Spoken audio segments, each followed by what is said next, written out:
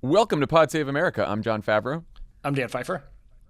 On today's show, an awful August gives way to a shit show of a September in Washington. NYU law professor Melissa Murray is back to talk about what's next in a legal battle for abortion rights. And with just a few days left until the California recall, we'll talk about what might happen if Gavin Newsom is replaced with the founding and only member of the Stephen Miller fan club, right-wing radio host Larry Elder. And just a reminder for all you California voters before we get started, the only way to block a Republican takeover of California is to vote no on question 1, should Governor Newsom be recalled. If you're registered, you should have received your ballot in the mail. You can mail it back or drop it off at a drop box before 8 p.m. on Election Day, which is Tuesday, September 14th. Make your plan to do it ASAP and tell your friends. You can also vote in person early or on Election Day and register the same day to vote in certain locations. Just visit votesaveamerica.com/California to learn more. As always, the law requires me to let you know that what I just said was not authorized by a candidate or a committee controlled by a candidate. It was authorized by me, Jon Favreau, political has-been. That's it. That's the only person who authorized that. All right. Let's get to the news. After a peaceful, relaxing August where the White House got to kick back and enjoy the final days of summer, here's what's on tap for the fall. A pandemic that's still raging, an economy that's still recovering, a climate that's drowning and burning cities all over the country, thousands of Afghan refugees who need our help, a government that may run out of money and breach a debt ceiling that could trigger a global economic meltdown, a Republican Party that's becoming more fascist by the day, and a Democratic Party that can't do much of anything without approval from a houseboat resident who represents a state that's about half the size of Los Angeles. Did I miss anything? Did I get it all? You missed something. The eviction What is moratorium. that? The eviction moratorium. And the unemployment benefits, too, that have expired. Yeah. Okay, cool. It's even worse than you thought. Even worse than you thought. Which would be the name of my solo podcast if I had one.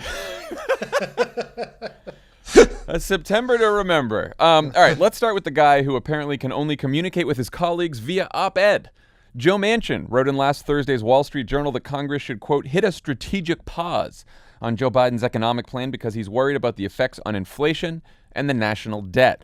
Axios then reported on Wednesday that Manchin won't support a plan that costs more than $1.5 trillion. The current plan costs $3.5 trillion over 10 years. And Manchin also has specific concerns about home care for the elderly and disabled, affordable child care, universal community college, universal preschool, and the monthly child tax credit checks that have already lifted 3 million children out of poverty in July.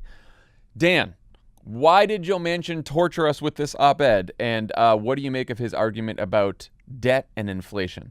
The question of why does Joe Manchin torture us is a question that answers itself. It is why he exists. He serves no other purpose other than just making our lives so much harder than they need to be. I would just make one suggestion to the Senate Democratic Caucus. Chuck Schumer, maybe Joe Biden, give Joe Manchin your cell phone number. He could call you. He could text you. He would not need to communicate with you through a Rupert Murdoch-owned media property. I don't know. But Can I expand that, by the way? Yes, just to please. one more thing. My advice to all the Democrats in the Senate and the House and their staffs, when the reporter calls you, hang up the fucking phone. Stop talking to all of these Hill reporters, and I guarantee it will not guarantee that this plan will pass, but it's going to make your lives a lot easier. Talk to each other. Debate with each other. Negotiate with each other. When reporters ask about this or that thing, you can just walk away. It's fine. And you know how I know this works? Because every time we say this, you know who gets really mad? Reporters.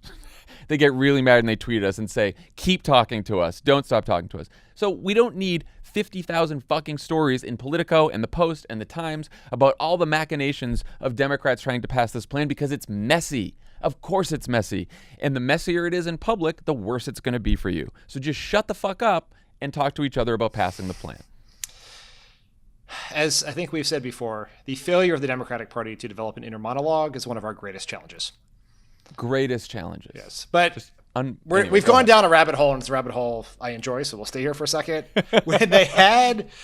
When Manchin published this op-ed, many people on Twitter made the point that we just made about, like, why can't he just call Schumer and say, hey, I'm thinking maybe a little less than $3.5 trillion. They have a conversation. They resolve it like colleagues. right? Adults who work together, people who have been to dinner on the same houseboat. They could have done it that way.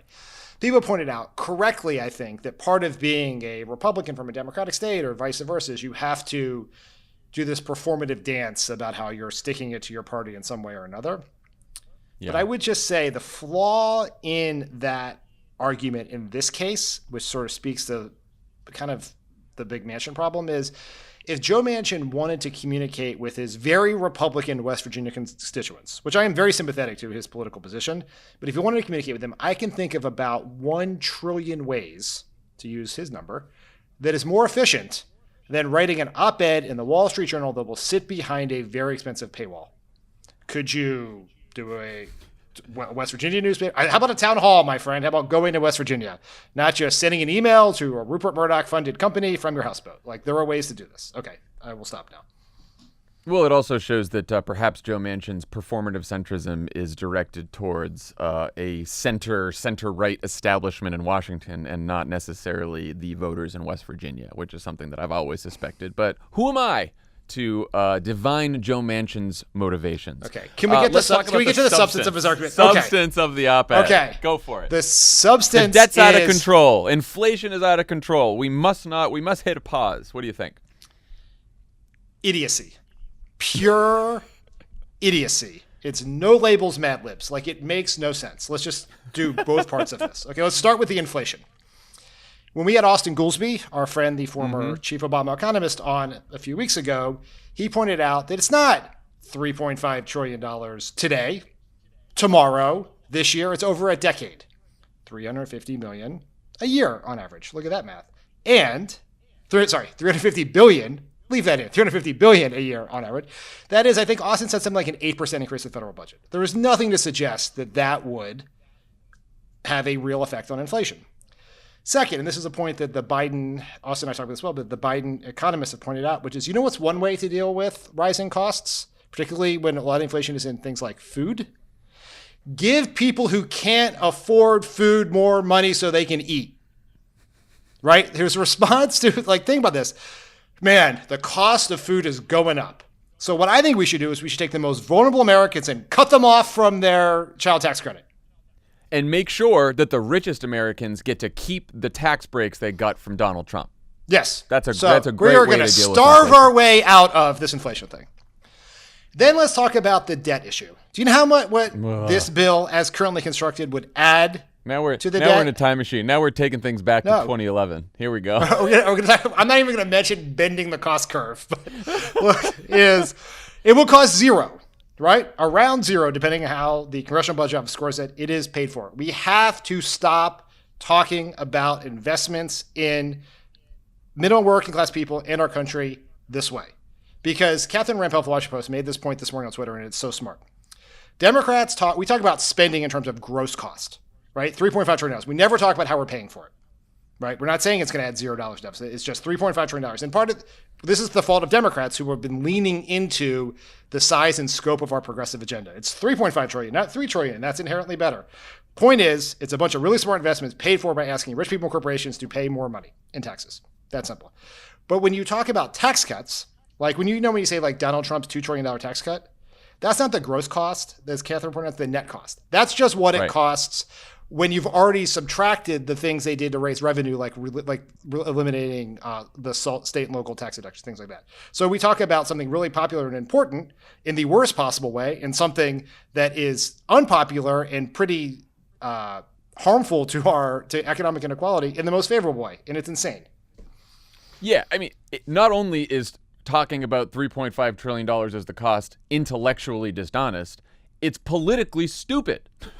We are paying for investments in families and small businesses by asking the wealthiest people in this country to give up the tax breaks they got under Donald Trump. That's what we're doing. Very good message. Much better than, hey, I got it up to $3.5 trillion. And look, I know, Democrats, even if they wanted to be on message, political reporters are going to write about it this way because their job is not to be on message for Democrats. So they're going to keep it. But that doesn't mean that Democrats have to buy into that and start talking about it. And you're right that some of this is our fault for trumpeting the fact that we got 3.5 and when we first did this, which is, again, it is not about the size of It is not just about the dollar amount on the package. It is about what investments are inside the plan and what they would do for people to improve their lives. That is the fundamental point of passing this economic plan in the first place. President Biden was asked about all this on Tuesday night, and he said, quote, Joe at the end has always been there. I think we can work something out. Chuck Schumer seems equally optimistic. What do they know that we don't? That's a great question. Either one of them should come on this podcast and tell us. Yes. I think some of that. I think they are correct in making an assessment. Maybe they do know something, right? Maybe Joe Manchin, that like this Axios report is not correct. I suspect someone would have corrected it if it wasn't from the Manchin side. But Biden and Schumer have had real success, at least on the American Rescue Package and some other things in this era, and frankly, even in the Obama era with Manchin, of keeping him on board by moving him along in a positive and slow direction. And I assume that's what they're trying to do here. I think the challenge of this is, I do think we need some expectations management of what's going to happen, right? Just for the press narrative of what's achieved, because if we end up with $2 trillion in really progressive, important investments in our country and in our people, and that's seen as a disappointment because it's not $3.5 trillion. That's a huge messaging failing on our part. So I understand the micro legislative strategy, but from a macro level, I think we do need to level set expectations for where we think we're going to end up and then exceed that. And look, that's the messaging political challenge. Substantively, I'm sure a lot of progressives would argue that it isn't great if we don't get all we wanted in the original budget resolution, which is $3.5 trillion. Of course, that's a disappointment, but we also live in a world, as we have now since Joe Biden took office, where Joe Manchin gets a fucking vote, you know? And there's nothing we can do about the fact that Joe Manchin gets a vote, and we need all 50 Democrats in the Senate, including him, to pass anything at all. There's literally nothing to be done about that, at least until 2022. Yep. And I think in the world of ordinary politics, getting $1 trillion, $1.5 trillion, $2 trillion for the sorts of things that are being talked about and being in this bill is a gigantic victory. It's something that would have seen, if you had told us a year ago that after passing the American Rescue Act with a 50-50 Senate, a tiny House majority, that you would pass a bill like this, people would have thought you were crazy. But this is the other way to think about this, that is so important, is that in the context of the fact that this might be the last bill we have for an extended period of time to do anything legislatively to arrest the scourge of climate change, then $3.5 trillion is not enough, right? And I think that's it's like that we should never lose sight of the fact that this is that this is happening in a context of forest fires, hurricanes, dangerous climate change, and we don't want to just get sort of pulled into the art of the possible here without understanding what is actually necessary to address the big challenge. So, there's also been reporting that Manchin staff has been talking to the committee staff of the various senators who are in charge of different committees that are writing this legislation. So that might be one reason for the optimism from Biden, from Schumer, from others. I think the big question now is, how do progressives and mainstream Democrats get the best deal possible out of Joe Manchin? How do you bring him to your side as much as you can? Bernie Sanders said $3.5 trillion was already the result of a major compromise. AOC said last night that she'd tank the bipartisan infrastructure bill without a good Build Back Better plan, good economic plan from Joe Biden. How much leverage do progressives have here, and how should they use it? Well, technically, they have the exact same amount of leverage as Joe Manchin, right? Bernie Sanders walks away, then his vote is worth the same as Joe Manchin's. That gets lost in the conversation all the time because progressives are always expected to come in line, and moderates have a freedom to do incredibly self-destructive things if need be. The challenge in the Senate, at least, is the BIF is already passed, right? So Bernie does not have the same sort of threat that AOC has to tank Joe Manchin's pride and joy in the bipartisan infrastructure framework, or whatever you still call it. But yeah, I mean, if the leverage depends on how much Joe Manchin cares about passing the BIF. Exactly. I mean, I assume he does, but I don't know that he cares so much that he would swallow $3.5 trillion just to get the BIF passed. So we just don't know. what keeps me up at night is Joe Manchin saying, like, yeah, I loved the bipartisan infrastructure bill, but if we end up passing nothing because everyone yelled at me and progressives demanded this and that and the other thing, then maybe I'm fine with it. And I can just say, I can go back home and say, hey, I tried to pass some bipartisan package. I had all these Republicans on board, and unfortunately my Democratic colleagues were too far to the left and wanted too much spending, and that's why Washington is broken, and I'm trying to fix it. You know, he could do that at the end of the day.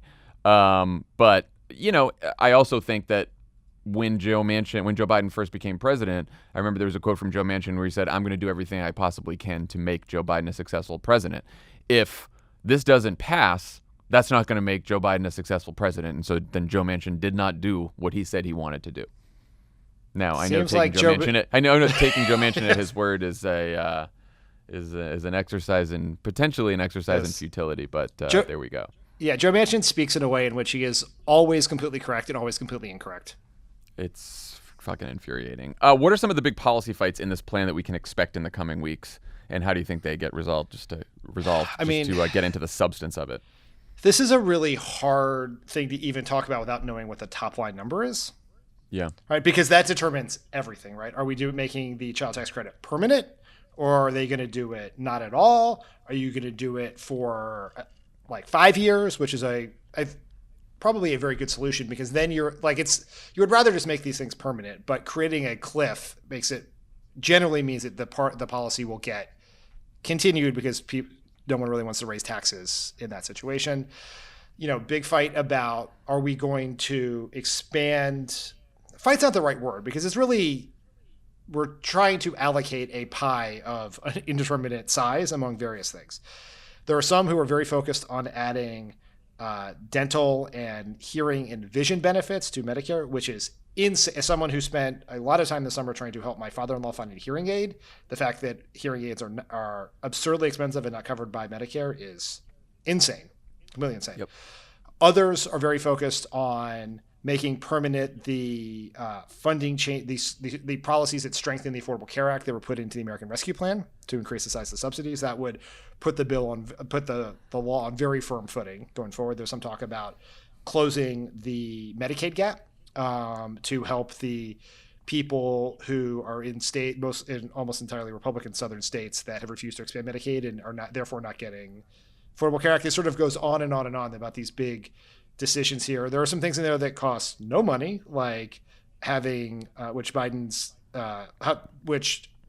Secretary Javier Becerra endorsed today, which is having the federal government negotiate pharmaceutical prices, which would save money and allow us to spend more. Which is not only a fantastic policy substantively, but maybe one of the most popular policies in polling for like 10 years straight. We are one of the only major developed countries in the world who do not do this, which also speaks to how broken our political and campaign finance system is, that pharma has been able to prevent us from doing something that everyone wants for decades. Yeah, I would also say in the healthcare bucket, there's funding for home care for elderly and Americans with disabilities. Our good friend Adi Barkan was tweeting about this today as well. This is so that people who are older or who have disabilities can get the care they need at home and not have to leave their families and be in a hospital or another institution. So that's very important as well. And look, it's really tough. If you ask me about like all these different healthcare fights, whether it's expanding Medicare to include dental, vision, and hearing, home care, shoring up the Affordable Care Act with Medicaid and better subsidies, like kind of want it all. Like, I don't know how to choose between all those things, because all those things are really, really important to help people, and we should have all of them, you know? And I don't know I don't know how they're going to get resolved. I mean, we should also talk about, Manchin's proposing potentially, at least reporting is saying, means testing for some of the universal education programs like universal pre-K or community college, so that they don't go to everyone, but just middle class and poorer people. There's, of course, the proposal to lower the child tax credit, so it's a little, and then there's the climate. We haven't even talked about the climate part of the bill, which is huge. And, there's some reporting that Manchin is nervous about some of the more aggressive climate proposals. I still think that the most important provision here is going to be some kind of a clean energy standard. And, he's been for some kind of clean energy standard in the past, though probably not the one that would do the most good. So that remains to be seen. But, I can't tell if they're going to actually just give up on some of these provisions or everything's just going to cost a little bit less. Like if they're just going to cut back on all of them so that they get a little bit of everything. And I can't tell what's better. I mean, it sort of depends because there's a point at which it is more symbolic than substantive, but you've started the policy, right? And then the other issue here is that as we speak, the Senator Durbin and the senators are trying to convince the parliamentarian about whether you can include a path to citizenship and immigration reform in the bill. Yes. Right. Which actually I think nets revenue based on the way CBO has scored it in the past. I believe. Yeah, the cost of that is not a problem at all. It's just going to be whether the parliamentarian says yes or no. So there's a lot at stake here in this September to remember. There's a lot at stake. And while Democrats are trying to pass a few decades worth of progressive policies in a single bill, they also have to figure out a way to avoid a government shutdown on September 30th and a debt ceiling breach in October or November that could lead to what one top economist calls financial Armageddon. And if that's still not tricky enough, the White House has asked Congress to pass an additional $14 billion of relief for wildfires and storms, at least $10 billion to deal with the aftermath of Hurricane Ida, and $6.5 billion to help resettle Afghan refugees. How the hell are they going to get all that done, Dan? It is quite challenging. It was challenging before you added the supplemental funding request. Speaker Pelosi reiterated the other day that they would not include the debt ceiling in budget reconciliation, which means to avoid financial Armageddon, you're going to need 10 Senate Republicans. Already, enough Senate Republicans have said they will not do that. Now, there is obviously some sort of reason for this that exists because Speaker Pelosi, Senator Schumer, Joe Biden himself, Joe Biden's economic team were all around and intimately involved in the 2011-2013 debt ceiling fights. And I do sort of think the way they're setting this up, where if it is funding to keep the government running, the debt ceiling, the funding for disasters that are in many cases happening in Republican states, it becomes much harder for Republicans to engage in some sort of performative, dangerous brinksmanship around their desire to cut Social Security and Medicare under those circumstances. So I do think Biden and the Democrats can win this fight. I think it could be quite hard. It could be quite damaging. It really depends on Joe Manchin and Kyrsten Sinema not sort of bailing and ending up with a bunch of Republicans as part of some sort of Social Security cutting commission or something that you can very easily see happening. What I worry about here is not just this fight, it's that we're just passing up the opportunity to solve the debt ceiling issue for the balance of Joe Biden's first term.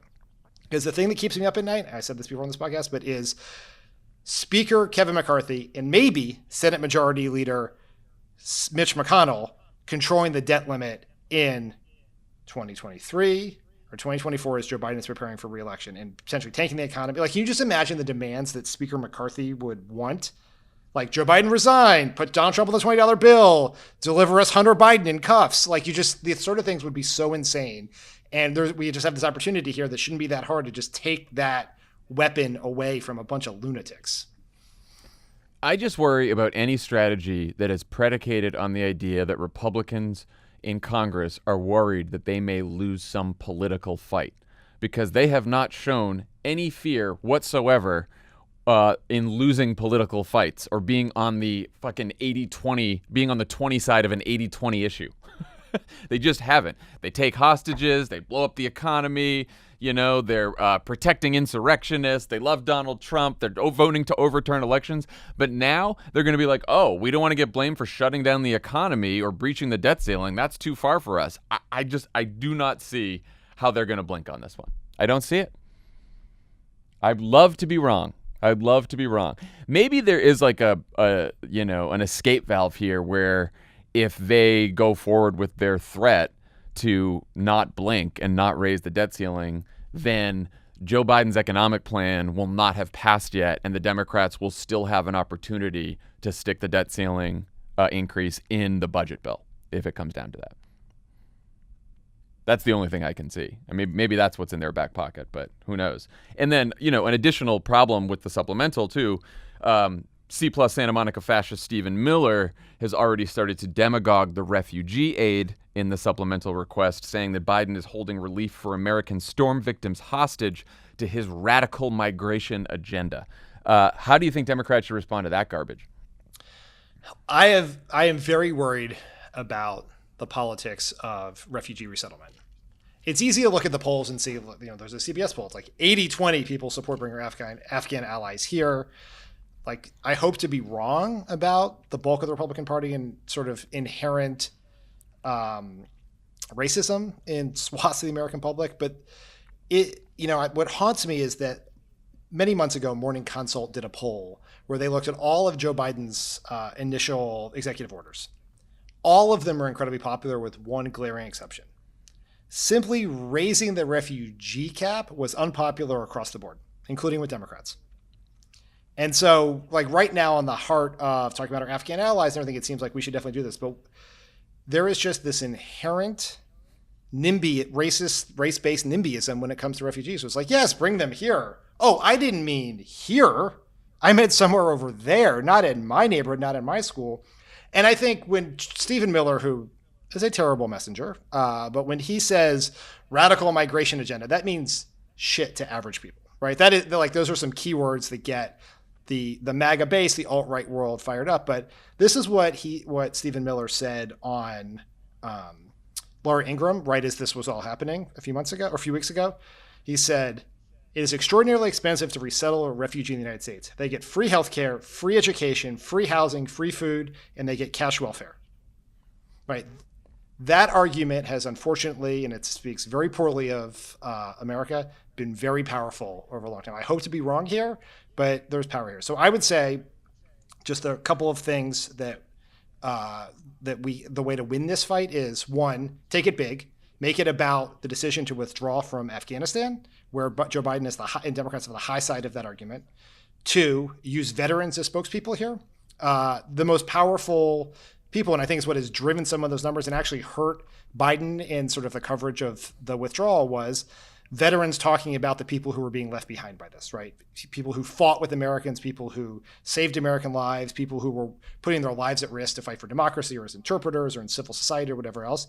And then when these Afghan families get to these communities, and this was a suggestion that Ben and Tommy had on Pod Save the World, which is do a whole bunch of local media around it or social media around it. Like, tell those individual stories so that people know who they are. Like, no one loves to fill a vacuum like right-wing propaganda. And so we have to fill it with very strong proactive messaging about this. And there should be, hopefully some paid efforts where you're advertising about who these people are and how bringing these people who fought with us, who saved American lives, to our country enriches all of us. And because otherwise we will lose this argument. Yeah, and the other reason that's important is if you look at polls, people are, Democrats, independents, and Republicans, far more supportive of resettling Afghan refugees here than they were of even resettling Syrian refugees back in 2015 when that was a big issue. And so you say, okay, why is there more support for Afghan refugees? Perhaps it's because they haven't, effectively demagogued it just yet. It's also because the coverage of the last few weeks of Afghanistan, there were a lot of Republicans criticizing Joe Biden for abandoning our Afghan allies, and that broke through. And so some of these same Republicans and independents are saying, yes, we want Afghan allies to be, who helped us, to be resettled. I think where Republicans like Stephen Miller are going to go next is they're going to start saying, these refugees that we're resettling, they weren't helping us. They weren't translators. These were random, unvetted Afghans who just got on the plane and came here, and they didn't help us in the war effort. In fact, maybe some of them were against us. And it's going to maybe not be based in reality at all, or maybe some of it will be because just it was very chaotic and a lot of people got on planes. Who knows? But that's where they're going to go. And so I do think that's why it's so important for what Ben and Tommy suggested, that when we resettle Afghan refugees, that we tell their stories, and that we have veterans tell those stories as well for how these people help them in battle. Because I think because Republicans are going to have a narrative about this that's going to be a lot trickier and a lot tougher than it has been so far, at least in the mainstream Republican Party. One last thing we should talk about before we bring in Melissa to talk about Texas. President Biden will be diving into this month of fun with the worst poll numbers of his presidency. 538 has his average approval rating at 45%, with 49% disapproving. That's underwater for the first time since he took office. What specifically do you think is driving those poll numbers, and how could they affect what will happen in Congress this September? Well, Joe Biden has been in a absolutely miserable bad news vortex, right? Which is, it's not like, obviously the news about Afghanistan has been just the coverage has been very anti-Biden, right? But it's chaos. You have hurricanes, you have forest fires, and perhaps most importantly of all, you have sort of resurgence of pandemic politics as kids are returning to school, the Delta variant, people canceling summer plans. It's all bad. And so just imagine, and in a world of social media, Facebook in particular, people no longer opt into bad news. It used to be you have to choose in the old days to watch your local news or read your newspaper and get all the bad news. Now, you're just looking at your phone, you're trying to check out your cousin's new baby or find out what your high school friends are up to. And it's like bad news, bad news, bad news, bad news. And it is compounding. And so then a pollster calls you and is like, hey, do you approve of the job Joe Biden's doing? And you're like, the fuck are you talking about? Look at this, right? And so the way this could affect legislation is he has less political capital with Democrats. He is less feared by Republicans, and it makes a very hard situation harder. And, the American Action Network, which is a pretty gross right-wing super PAC affiliated with Kevin McCarthy, they put out a poll which showed that in 7 battleground districts, Joe Biden is underwater, which is also, it's a poll, skeptical. The people doing the poll, pretty sketchy. But if Joe Biden is underwater nationally, he's underwater in battleground districts. It's just math, right? And so that, then sometimes those members start to get a little iffy and they're like, oh my goodness, I got to find a way to distance myself from Joe Biden. I hear he's unpopular and maybe I will follow Joe Manchin off a cliff or something like that. And that's where this thing gets really, really precarious. You made a case in Message Box this week that Democrats with tough midterm races should run towards Biden and not away from him. Why do you think that is? I mean, it seems pretty simple, although it runs counter to all political conventional wisdom of the last few decades. Midterm performance is correlated with presidential approval. So if Joe Biden is popular, Democrats have a better chance of keeping their majorities. If Joe Biden is unpopular, then we're more likely to lose. And so how do we make Joe Biden more popular? I don't know. What if we passed a really popular agenda? Right? That would be good. And, you look at some of this polling, while there's definitely been, Biden has taken a hit with independents. And I think getting some of those people back is going to be somewhat complicated. But he's also taken a hit with Democrats, right? 14 points in a recent Navigator poll. You know how you get those people back? Pass a bunch of things that Democrats like.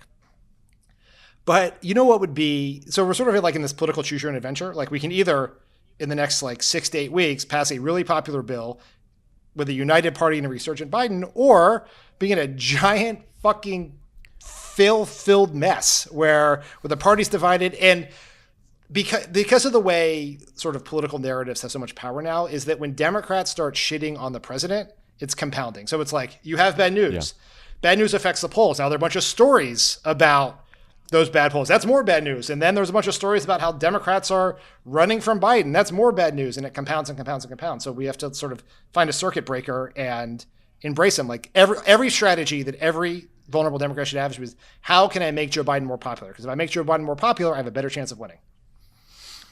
What would you be doing to help turn these numbers around if you were in the White House? Obviously, we substantively, right, I think the strategy from the get-go in this administration was fix the pandemic, fix the economy, and that's our best chance to be politically successful. I still think that holds.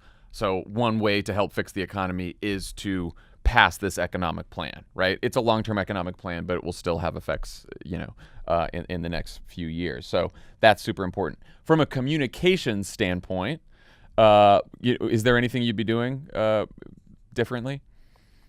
I don't know if it's differently, but before I get to what Jen Psaki or Kate Bedingfield or Ron Klain should be doing right now, or Joe Biden himself, there is we all have agency here too, right? Joe Biden's in a bad news vortex. There's really a lot of good news out there. We can all be sharing that news, right? Yeah. Joe Biden today gave a really important speech on vaccines. Where but would that get as many likes and retweets? Well, we're not looking. You're not trying. I'm looking for some retweets there. Looking What's for not? VIPs. It depends. Are you virality. trying to persuade your social network, or No, I'm are just you trying to be angry online. Just trying to yell Twitter at reporters fame? and be Like, angry online. you want Twitter fame. fame? I'm looking for Yes. clout. Looking for clout. Yes. Yeah. Are you trying to be a Krasenstein, or are you just trying to like help Joe Biden? Trying to help Joe Biden, like share some positive news. But I think for the White House, like Joe Biden always used to say, don't compare me to the almighty, compare me to the alternative. So what I would do, and that's maybe what is leading into this debt ceiling strategy is go pick a big fight with Republicans. Yeah. Right. Go paint a picture about, you may not love how the pandemic's going. You may not be super happy with Afghanistan, but you know what? Look at these people over here, right? Abortion bans, vaccine disinfo and COVID truthing, insurrection. Oh, they also want to sink the economy so that they can cut Medicare and Social Security, pay for tax cuts for the rich. Look at those people. I don't look so bad right now either, do I? Right. So I think there's maybe time to like, obviously that comes at the expense of some unity messaging, but it might be time to take the gloves off and start having a more contrastive message. I think it's about a contrast, and it's also about a choice, right? Like I think that as we're recording, the president's going to give a speech about COVID later today on Thursday. I think that's a great start. He should fight for a plan that gives some people some hope that this can end. There hasn't been a lot of that, especially even public health experts, even some in the administration haven't been so hopeful about that. I think the president's job is to show some hope here. Boosters, vaccine requirements, mask requirements, thresholds for when and how we get back to normal. And again, that should be contrasted with Republicans who want to keep the country sick and poor by infecting everyone and holding back the economy. I think he has to make an argument for his economic plan that puts Democrats on the side of families and small businesses and Republicans on the side of the 1% and big corporations. They're for spending more money and sacrificing more lives on forever wars. We're for ending those wars so that we can invest in American families and jobs and small businesses. They want to create a country where only right-wing extremists get to vote and actually get to enforce the law. And, we're for a country where everyone has a voice and everyone's protected under the law, right? Like everything has to be, here's what we're going to do, here's what they're going to do. And I do think there's a way while doing that to sort of make sure that you can still talk. You don't have to be like just attacking Republicans all the time. It's a choice. There are two different directions for the country. This is where Joe Biden and the Democrats want to take the country, and this is where Republicans want to take the country. And that has to be every day, that message. And this is where the majority of the people want, right? That's the thing. Yeah, right. It's like, it's 50-50 close. No, it's 60-40, right? And Joe Biden is fighting it and Republicans are representing a shrinking minority. These are extreme positions that are out of touch with the American public and with American values. And again, we were in this position in the summer of 2011. And when Barack Obama was dealing with the debt ceiling and he had horrible poll numbers, and the way he got out of it was to start delivering a message that contrasted what he was doing for the country versus what the Republicans and then ultimately Mitt Romney wanted to do to the country. And by having that message and having a sharp economic message that divided, here's what the Democrats want to do and here's what the Republicans want to do, that's when he started his poll numbers started going back up and he started getting back in the game. So it's, The one last thing I'd say about this is the place where there are two places to have this fight. And I'm sure this has been on a whiteboard somewhere in Ron Klain's office for a very long time. And he's like, thank you, Captain Obvious Saves America over here. But is the two places. Hey, he can tweet it out to the public. He tweets.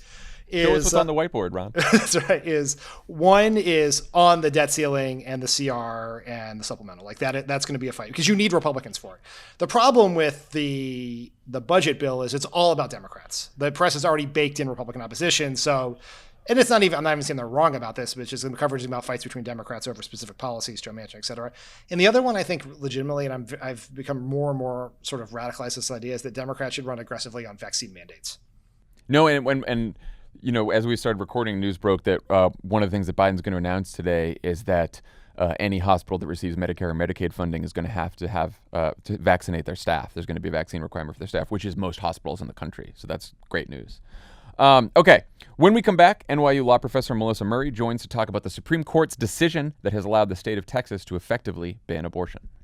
All right, let's talk about what's next in the legal battle to protect reproductive rights. Last week, the Supreme Court released a 5-4 decision at around midnight in which the conservative majority refused to block a Texas law that effectively bans abortion by allowing any citizen to sue any other citizen for $10,000 if they're found aiding or abetting an abortion after 6 weeks, with no exception for rape or incest. The Wall Street Journal reported yesterday that the Biden administration's Justice Department is preparing to sue Texas over the law as early as today. Here to help us make sense of this madness and talk about what can be done is Melissa Murray, a law professor at NYU, co-host of the Strict Scrutiny podcast, and a good friend of this podcast. Thanks for coming back. Thanks for having me.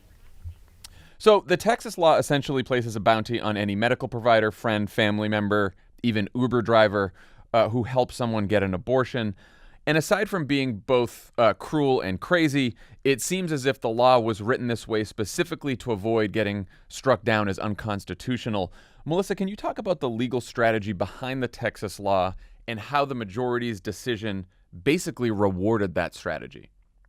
Yes. So this law is both incredibly cynical and incredibly canny. So technically, when you have an abortion restriction, generally, it is the state that enforces it. And so Roe versus Wade, for example, involved Jane Roe, the petitioner, the woman who is seeking an abortion. And Wade was Henry Wade, the Dallas district attorney who was charged with enforcing the law. And that's typically how most laws work. If you want to challenge their constitutionality, you will file suit against the state actor who's charged with administering it or enforcing it.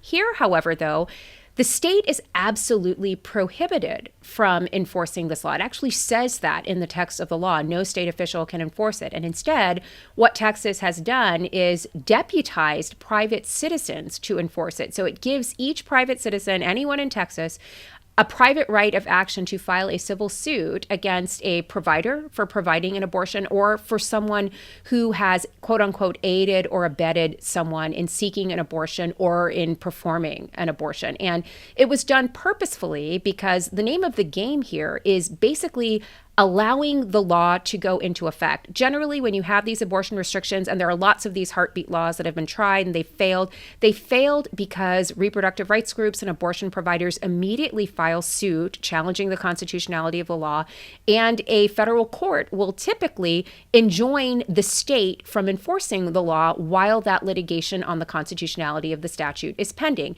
Here, however, because you don't have a state official charged with enforcing it to sue, you can't get a pre-enforcement challenge or a pre-enforcement injunction. And that's basically what happened at the Supreme Court last Wednesday when the court finally weighed in, saying that there were procedural idiosyncrasies here that were better to be resolved going forward by allowing the law to go into effect, having someone file suit against some other person, and then letting it play out. So it doesn't mean we will not get a challenge to the constitutionality of this law, but it means that the law goes into effect in Texas. And that actually is a victory for Texas legislators, because once those clinics shut down because they fear violating this law and risking the bankrupting bounty that is placed on those who are found to be in violation of this law, they're unlikely to reopen again, even if the law is later invalidated by the Supreme Court or any federal court going forward. And we saw that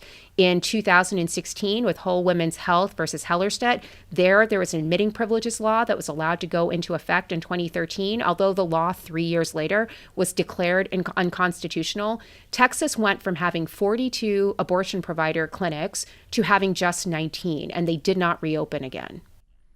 So the 5 justices in the majority in an unsigned opinion basically said, the Texas gambit worked. We can't do anything about this.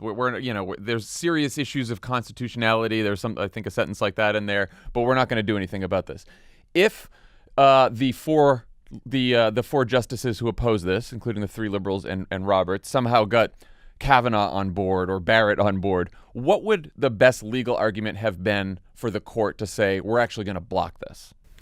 So I think one legal argument would have been just the irregularity of allowing a law with such obvious substantive implications and such clear constitutional questions from going into effect and issuing a decision on the shadow docket. So the Chief Justice laid this out. As you know, he is no friend of abortion rights. I think it is fair to say he is incredibly skeptical of abortion rights, but he is very much concerned with the court's institutional legitimacy and perhaps is the most stalwart steward of the court's legitimacy. And he proposed simply keeping in place the status quo. You can have this law, you can have a challenge on the constitutionality of this law, and just as we would in almost any other circumstance, we would stay the enforcement of this law. We would block the law from going into effect while that challenge to its constitutionality proceeded. That's what we typically did in all of these other cases. But the majority here said, well, there are all of these procedural irregularities. Like, we don't have a state official enforcing this law, so there's no state defendant here that we can enjoin. Instead, we're probably going to have to wait and see if some private citizen sues some other person for violating this law, and then we can actually get to the bones of litigating its constitutionality. But the Chief Justice said we can just do this the way we've always done it, and I think that's probably right. Dan, the reaction from Republican politicians to the ruling has been either non-existent or uncharacteristically muted. Does that suggest to you that maybe they don't think turning their voters into vigilante bounty hunters is the best political move? I guess you would say muted if you don't count the 7 Republican states looking to pass copycat laws, which all happen to be helmed by, or most of them happen to be helmed by Republicans with their eye on the 2024 nomination. Look, I think Democrats should be very aggressive about this. And that is not, although it's changed recently, that has not been the natural state of being for Democrats on the issue of abortion. I think in sort of the collective Democratic mind, we think this is a 50-50 issue, and that the anti-choice arguments animate their base more than the pro-choice arguments animate ours. That is completely not true and not supported by any measure of polling. Support for Roe v. Wade has been growing over time, and support for overturning it has been shrinking, right? In the Gallup poll taken this year, it's 58 for keeping it, 32 for eliminating it. So think about that. The Republicans have chosen the 32-side issue of a 58-32 issue. And what I think we have to do here is make every single Republican in the country own the Texas law. This is the future that Republicans want. Not just Texas Republicans, all Republicans. And that is evidenced by potential presidential candidates supporting it. It's evidenced by their silence on this matter. And if Republicans can make Democrats, with a pretty disturbing amount of effectiveness, own defund the police, a relatively ambiguous slogan adopted by activists that almost no Democrat in the country ran on, then we have to be able to make Republicans own a law passed by the largest Republican state in the country. And so I think we should be super aggressive about it. We need to ascribe this position to every Republican, because if we do not, the only way that Democrats can be able to protect reproductive rights, voting rights, civil rights, all rights, in a world in which we do not feel that the Supreme Court can play that role, is through brute political forces, to making them pay a political price for doing these things. And that will only happen if we're aggressive about it. I would also say that 32% that wants to ban abortion, that's, wanting a law that bans abortion, never mind turning voters into bounty hunters. Yes. I would imagine that would test even lower than 32%. So can I inject something? I think the point about the political polarization is really spot on. But let me add a little historical context to this. Like, Roe versus Wade is decided in 1973 by a 7-2 majority of the Supreme Court, with Harry Blackmun, a Republican nominee, writing the majority opinion. And a number of Republicans joined that opinion. Roe wasn't immediately controversial. Reproductive rights were not immediately controversial with Republicans. I mean, I can go back and tell you that Ronald Reagan, the Republican god, was the person who, as governor of California, passed California's Therapeutic Abortion Act, which liberalized abortion access in that state. Is this your king? And then there's George H.W. Bush, who, as a congressman from Midland, championed the expansion of family planning, so much so that he was known on the floor of the House as Rubbers Bush, because he was so supportive of reproductive rights. His father, Senator Prescott Bush, was a chairman of the Planned Parenthood League of Connecticut. So this idea that Republicans have always been against reproductive rights, that is not the case at all. There was bipartisan support for reproductive rights. Abortion becomes a wedge issue in the late 1970s, early 1980s, as sort of a mirror of the Southern strategy whereby segregation becomes a way to peel off Democrats in the South. They look to abortion to do that same thing in the upper Midwest with Catholics and then in the South with Christian evangelicals. And it's incredibly effective. It's incredibly canny. It is the strategy of Lee Atwater. And so do not let anyone tell you that there has always been this widespread Republican antipathy for reproductive rights. That is not the case. Title X was expanded by Richard Nixon, the most Republican of Republican presidents. Yes. One more issue where the Republican Party has gone completely extreme to even its own traditions. Melissa, can you talk about the Justice Department's legal options here? On Monday, Merrick Garland said they'd continue to protect those seeking to obtain or provide reproductive health services. I mentioned the reporting from the Wall Street Journal that the DOJ will sue Texas. Could any of this work? So the first thing that they've announced is that they're going to do more rigorous enforcement of the FACE Act, which allows individuals seeking abortion services free access to clinic entrances, and it provides for enforcement of criminal and civil penalties against those who harass them. It's been spottily enforced in the past, so it's great that the administration is taking a more robust position on its enforcement, but getting into a clinic is not really the issue here. I mean, the issue is that clinics are not providing abortion services because they can't, or because they would risk being found in violation of this law and being sued and having to pay the $10,000 bounty plus the attorney's fee. So it is a symbolic gesture, I think, but one that ultimately is not incredibly consequential for reviving or resuscitating abortion access in Texas at this point.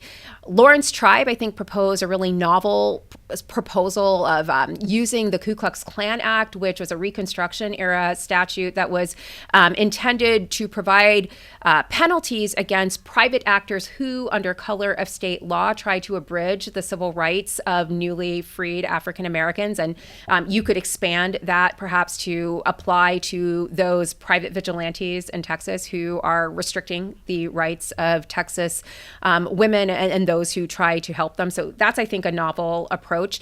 The administration has said it will have a press conference where they'll lay out their strategy. I'm really eager to hear what this looks like, because I think a lot of the legal strategy is really going to have to deal with the incredibly devilish enforcement mechanism and the way that they have crafted this law purposefully to avoid federal court review, and indeed any kind of review, by delegating the enforcement of the statute to private citizens. So I am absolutely on tenterhooks waiting to hear what they have to say, because I think this is going to have to be a really novel solution, and maybe it should be. Texas has clearly shown that it's willing to push the envelope here to restrict abortion, and maybe that requires a commensurate response from the administration.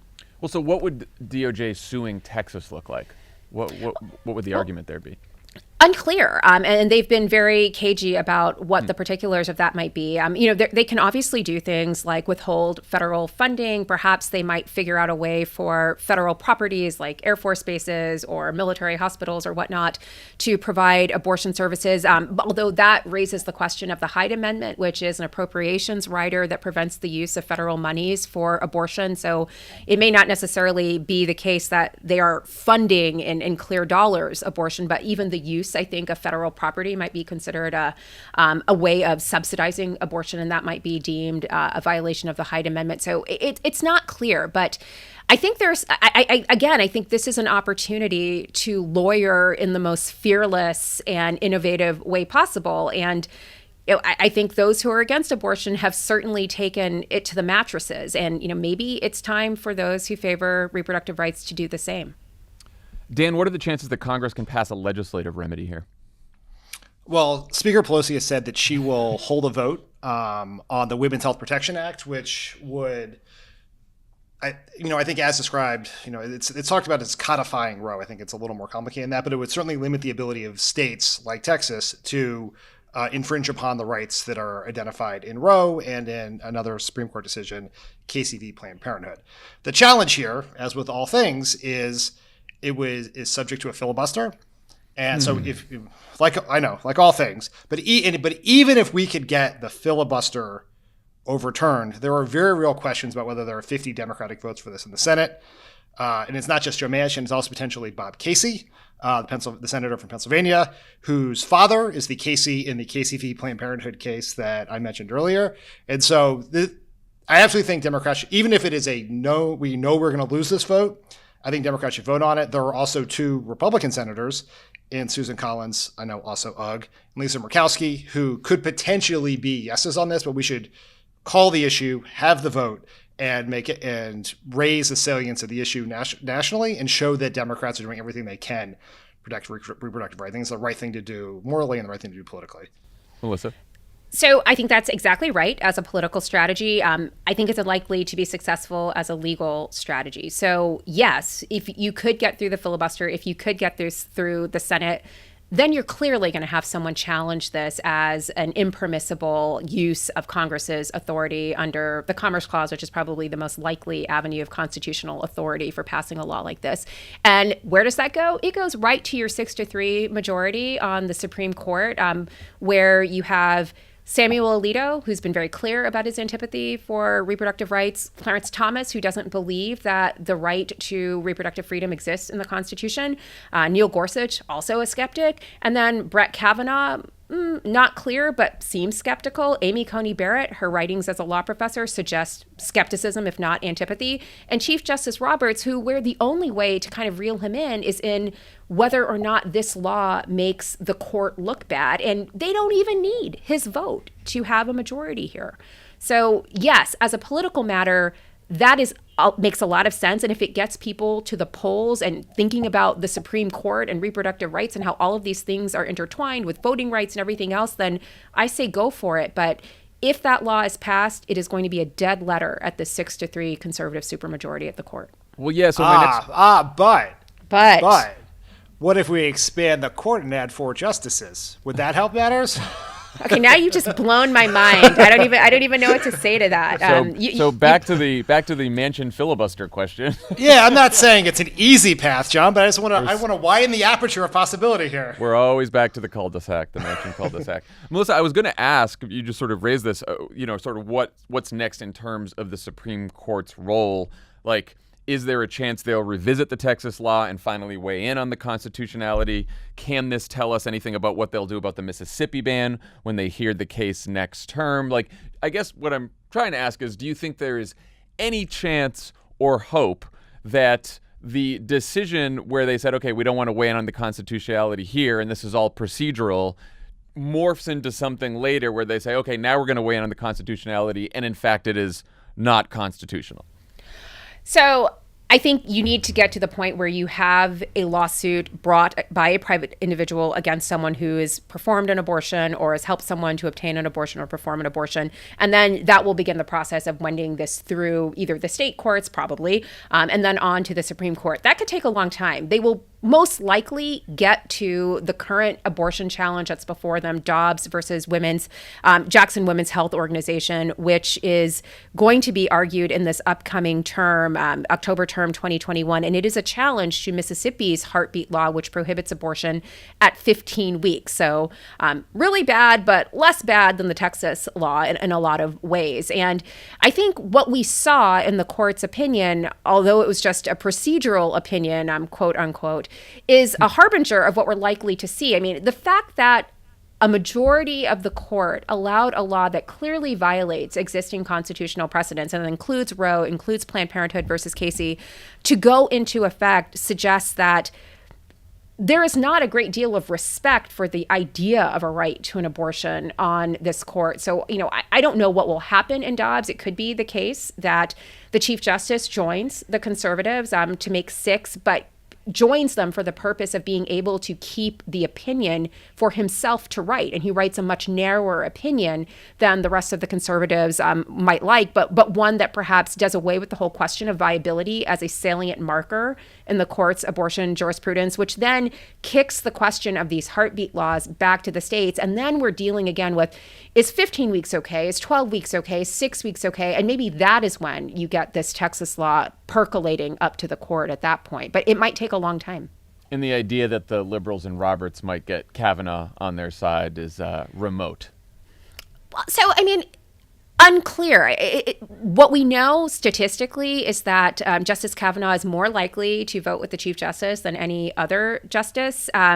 This is someone who, before his confirmation hearing went off the rails with questions of sexual assault, was getting a lot of fire, including from me, on his stance on abortion. So maybe he wants to, take a wider view of this, focus on a narrower opinion. You could see something like that, but.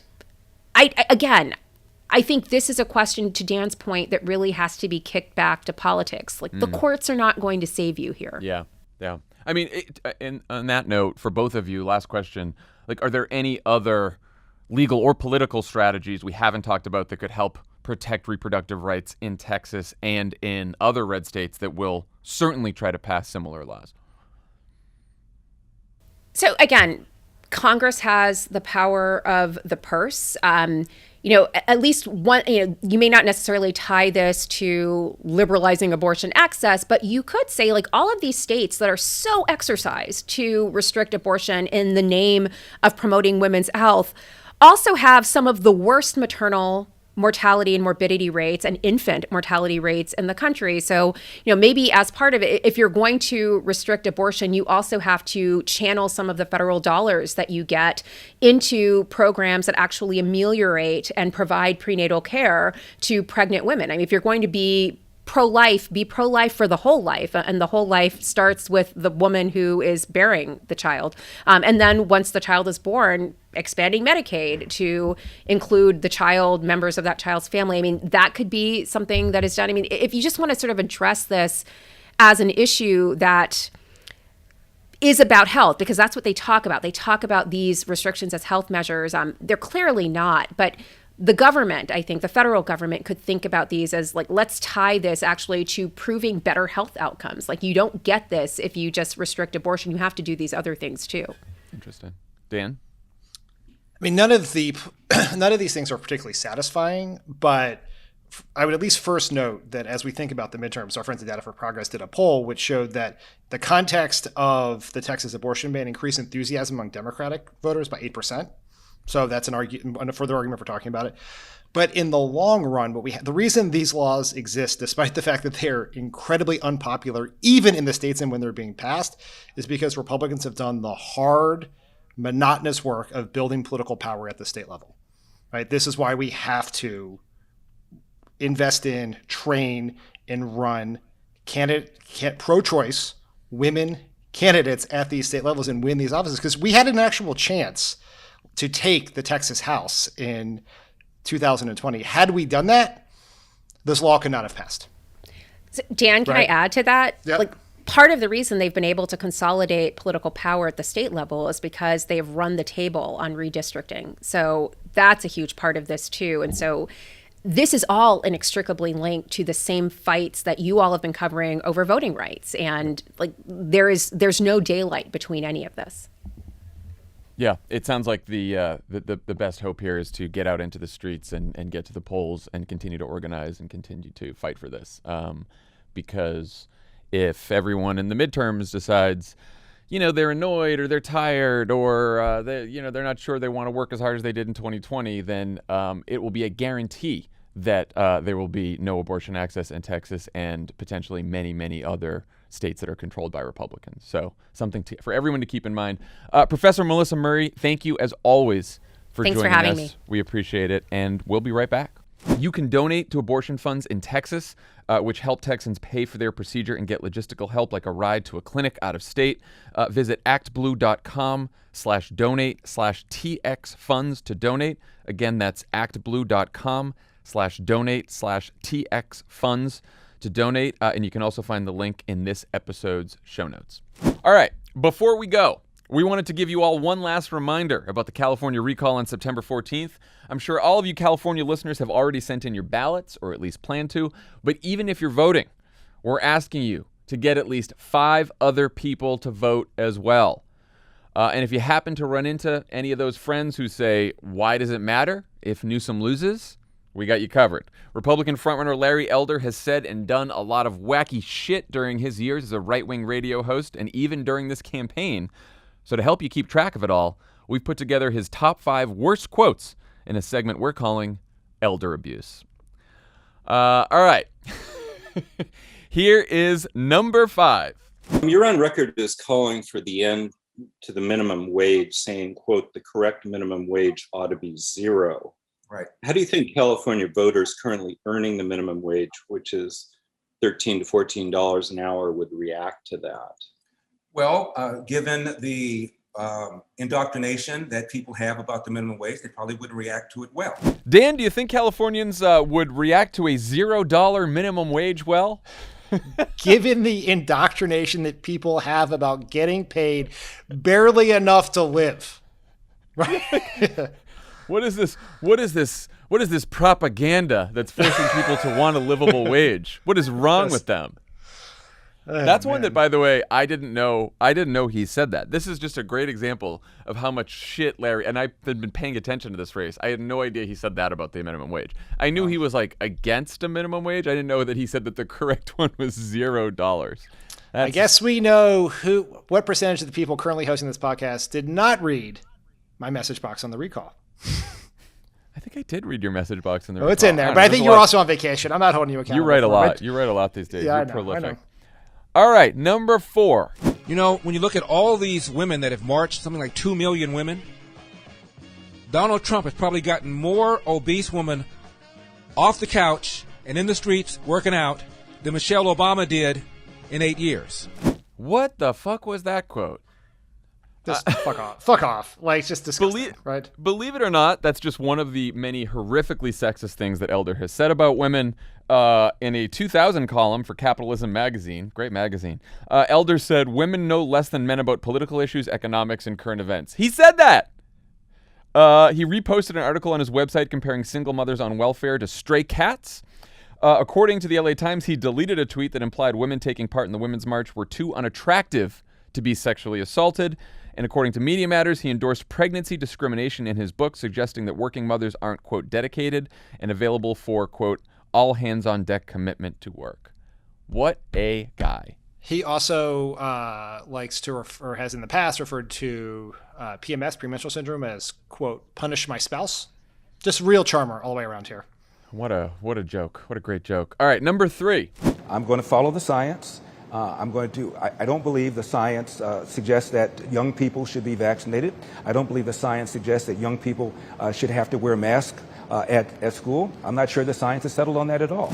Not sure that's correct. It's actually the opposite of what he said. But now this is something that Elder could actually enforce as governor, right?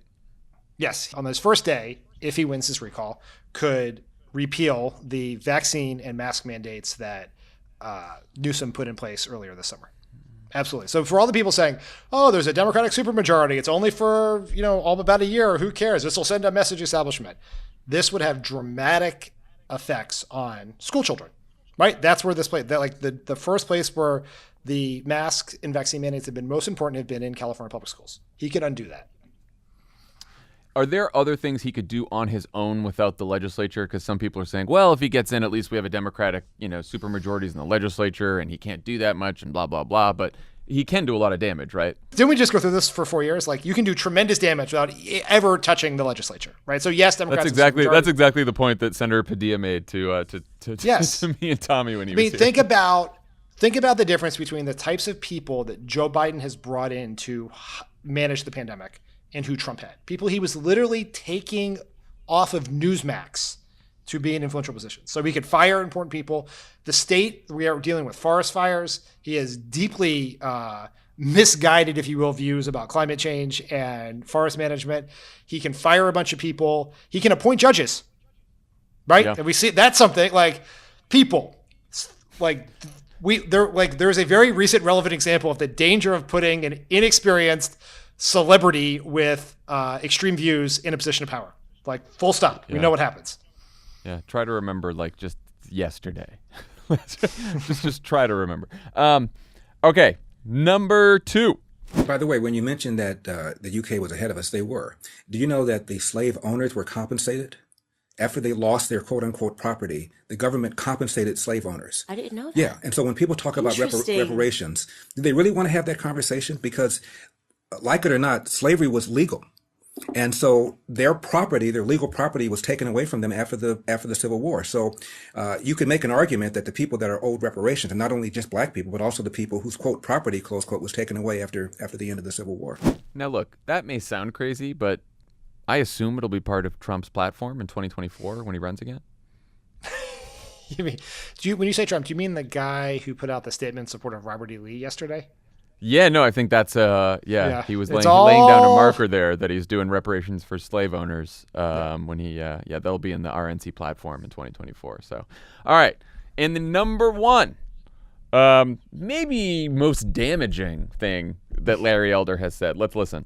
And God forbid Governor Elder should replace Dianne Feinstein that nobody's seen in weeks. And I'm told she's in worse mental condition than Joe Biden. They're afraid I'm going to replace her with a Republican, which I most certainly would do. And that would be an earthquake in Washington, D.C. Dan, is promising that you intend to throw control of the U.S. Senate to Republicans if you get the chance the wisest political strategy in a state with the most Democrats anywhere in the country? On paper, no. It does not seem wise. I imagine Gavin Newsom and everyone in his campaign saw that quote and just started jumping up and down celebrating. I cannot imagine a dumber thing to say in fucking California. Well, I mean, it's actually people. They're Promising people that you'll throw control of the Senate to the Republicans. Like Trump, I don't want to ascribe strategy to things that people who just sort of vomit up stupid sayings do, but like there is something like this does get to the core of the whole thing, which is they're trying to fire up Republicans, the small Republican minority in the state, because they're betting on Democratic complacency, right? So yeah, Republicans, like the odds that you get to take the Senate back is going to get a bunch of Republicans off the couch. And we say off the couch, we mean walking off the couch to the place where they keep their mail, because we mailed them the ballot, filling it out and putting it back. So I do like this sort of speaks to the whole thing, which is about who can do a better job of firing up their base. Ours is much larger than theirs, but if we don't do anything, if people don't vote, then this will work. Yeah, and the trouble with the fire up the Republican base strategy is the more you say to fire up the Republican base, the more it does to then hopefully fire up the Democratic base as well. And in a state where the Democrats have a 22-point voter registration advantage, it's not the greatest strategy, but we will see. Last question before we go. How are you feeling about this race right now? I saw that question on the outline, and I really debated how to answer it. And here's what I've decided. How I feel doesn't matter. It doesn't matter. Like People should vote it's pure math. It's a tie race. Well, I mean that's the important. Like, what possible good is you and I, based on polling, make a prediction about an election? That seems like a terrible idea. But what has actually, I think, driven because the polls have changed relatively dramatically in Newsom's favor or against the recall, and what I think has driven a lot of that is the recognition that Elder could win and Newsom could lose. So the last thing I want to do is come on here and say, feels like it's going to be good to me. We're good. Yeah. No, I guess the only thing I'll say is, and this has nothing to do with the prediction about this race or how I feel about this race in particular, but I am finding it interesting that the strategy that the Newsom campaign has used over the last few weeks, which is look how absolutely radical and extreme these Republicans are and would be, is at least over the last couple weeks redounding to their benefit. Whether it's enough for them to win, we'll see on Tuesday. But to the extent that there has been some movement, it has really been about them sharpening this message about how dangerous a Republican takeover of California would be. And I do wonder if that's a lesson for Democrats nationally as we head into the midterms in 2022. Yeah. Hard to say, given this is a state that this is an easy playing field to try that, right? This is an easy laboratory for that, for sure. Yeah. And when you say we'll find out on Tuesday, you mean starting Tuesday night, we will just wait for Dave Wasserman to tweet what happened? Yeah, that's exactly right. Could be hours, could be days. Could be days, could be weeks. Could be weeks. Remember how long California took to count votes in the presidential election, guys? Weeks. So we shall see. Anyway, votesaveamerica.com/California. Make sure that you vote. Go get 5 friends, colleagues, family members to vote. Call up everyone you can. It is extremely important. I'm kicking off a phone bank this afternoon on this. Everyone has to work as hard as possible to make sure that Democrats are fired up and go vote in this election to stop the Republican recall. And that is all we have for today. Thanks again to Melissa Murray for joining us as always, and hope everyone has a good weekend. And make sure you turn those ballots in and get some friends to turn the ballots in as well.